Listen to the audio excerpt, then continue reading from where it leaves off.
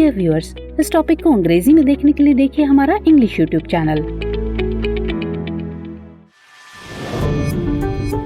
दृष्टि आईएएस के to the point programme में आपका स्वागत है। आज के एपिसोड में हम बात करेंगे विमुक्त, घुमंतु और अर्ध घुमंतु जनजातियों की। लेकिन सबसे पहले जान लेते हैं कि ये टॉपिक आखिर खबरों में क्यों है।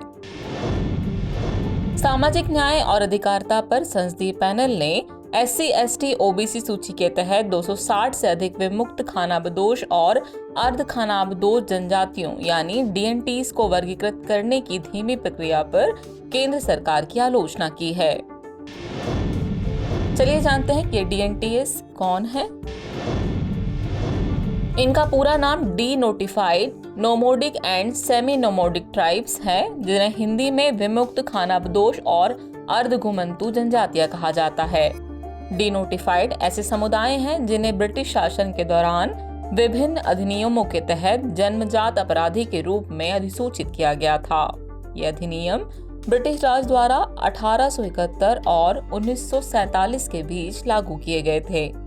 इन अधिनियमों को स्वतंत्र भारत सरकार द्वारा वर्ष 1952 में निरस्त कर दिया गया था और इन समुदायों को डीनोटिफाइड कर दिया गया था।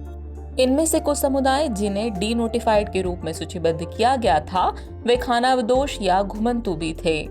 घुमंतु और अर्ध घुमंतु समुदायों को उन लोगों के रूप में परिभाषित किया जाता है जो एक ही स्थान पर रहने की बजाय एक स्थान से दूसरे स्थान पर जाते रहते हैं। चलिए जानते हैं कि भारत में इनकी स्थिति क्या है। 1400 से अधिक समुदायों के 10 करोड़ से अधिक भारतीय विमुक्त खानाबदोश या अर्ध खानाबदोश हैं। राज्यवार सूची तैयार करने के लिए फरवरी 2014 में एक आयोग का गठन किया गया, जिसने वर्ष 2018 में अपनी रिपोर्ट प्रस्तुत की थी। इस रिपोर्ट के अनुसार 1262 समुदायों को विमुक्त, घुमंतु और अर्ध घुमंतु के रूप में पहचाना गया। सरकार ने विमुक्त, घुमंतु और अर्ध घुमंतु समुदायों के लिए विकास व कल्याण बोर्ड यानी DWBDNC की स्थापना की है। चलिए जान लेते हैं DWBDNCs के बारे में। इसका पूरा नाम development and welfare board for denotified nomadic and semi nomadic communities है। इदते आयोग ने इन समुदायों के लिए एक स्थायी आयोग स्थापित करने की सिफारिश की थी। इसलिए सरकार ने भिखू रामजी इदते की अध्यक्षता में 2019 में DWBDNCs की स्थापना की। यह कल्याणकारी कार्यक्रमों को लागू करने के उद्देश्य से सामाजिक न्याय और अधिकारिता मंत्रालय के तत्वावधान में कार्य करता है। यह सीड योजना को भी लागू करता है। तो चलिए आखिर में बात सीड योजना की। इस योजना का पूरा नाम विमुक्त जनजाति के आर्थिक सशक्तिकरण के लिए योजना है, जिसे इंग्लिश में scheme for economic empowerment of DNTs कहा जाता है। यह योजना सामाजिक न्याय और अधिकारिता मंत्रालय द्वारा फरवरी 2022 में शुरू की गई थी। इसके तहत 200 करोड़ रुपए की कुल निधि का आवंटन किया गया है, जिसे वित्त वर्ष 2021-22 से वित्त वर्ष 2025-26 तक 5 वर्षों में खर्च किया जाना है।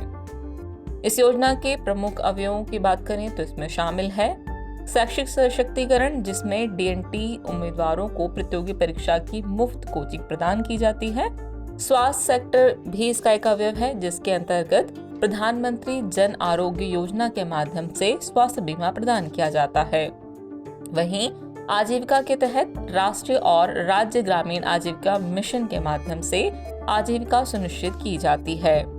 वहीं भूमि एवं आवास अवयव में PM आवास योजना के माध्यम से आवास निर्माण हेतु वित्तीय सहायता प्रदान की जाती है।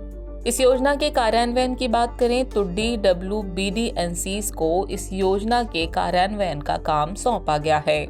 इसके लाभार्थियों की बात करें तो DNT समुदाय जिनकी सभी स्रोतों से पारिवारिक आय 2.5 लाख या उससे कम है और जो किसी अन्य केंद्रीय या राज्य योजनाओं के तहत लाभ प्राप्त नहीं कर रहे हैं, वे इस योजना के तहत लाभार्थी हो सकते हैं। चलिए अब वक्त हो चला है आज के टॉपिक से रिलेटेड अभ्यास प्रश्न को देखने का। तो अभ्यास प्रश्न है, निम्नलिखित कथनों पर विचार कीजिए। कथन 1 है, विमुक्त या डीनोटिफाइड जनजाति ऐसे समुदाय हैं जिन्हें ब्रिटिश शासन के दौरान विभिन्न अधिनियमों के तहत जन्मजात अपराधी के रूप में अधिसूचित किया गया था। कथन 2 है, इदते आयोग ने इन समुदायों के लिए एक स्थायी आयोग स्थापित करने की सिफारिश की थी। उपरोक्त में से कौन सा या कौन से कथन सही है या फिर है? आपके ऑप्शन है केवल 1, केवल 2, 1 और 2 दोनों, और न तो 1 न ही 2। तो व्यूअर्स, इस प्रश्न का जवाब कमेंट बॉक्स में देना न भूलें। जल्द ही मिलते हैं नए एपिसोड में नए टॉपिक के साथ। तब तक के लिए शुक्रिया।